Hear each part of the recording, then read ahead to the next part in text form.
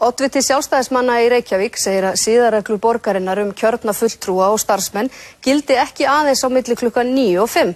Formaður borgarráðs tekur undir gagnrýni á borgarfulltrúa Bestaflokksins.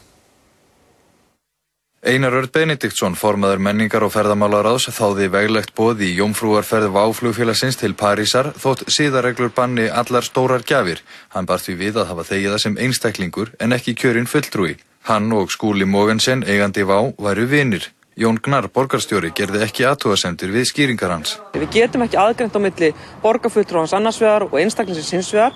Hvað þá við getum reynt að halda því fram að reglurnar gilda á milli 9 og 5 og virkum dögum, en síðan sé okkur frjáls að hafa okkur eins og okkur listir þess á milli.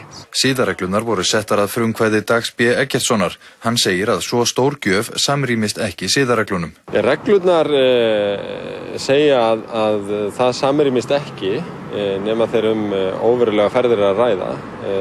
Þessi ferð getur verið þess eðlis að það sé skynsamlegt að fulltrúa borgarinn að þiggja hana. En það gerðu 2 yfirmenn hjá borginni, en Einar Örn segist hafa verið þarna bara til að skemmta sér, enda í boði vinar síns. Yfirmennirnir fóru þó út í boði flugfélagsins. Teljum við það mikilvægt að borgarstarfsmenn eða kjörnir fulltrúar fari í slíkar ferðir, þá á borgin að greiða fyrir það sjálf. Og Dagur tekur undir það. Og við höfum rætt það að fara bara yfir þessi mál í ljósu umræðuna sem nú orðið. Ætlum að gera það með þátttöku allra borgarfulltrúa á næsta fundi borgarráðs. Og ég útiloka alls ekki að við gerum einhverjar breytingar varðandi reglur hjá borginni og hvernig við stöndum að þessum hlutum.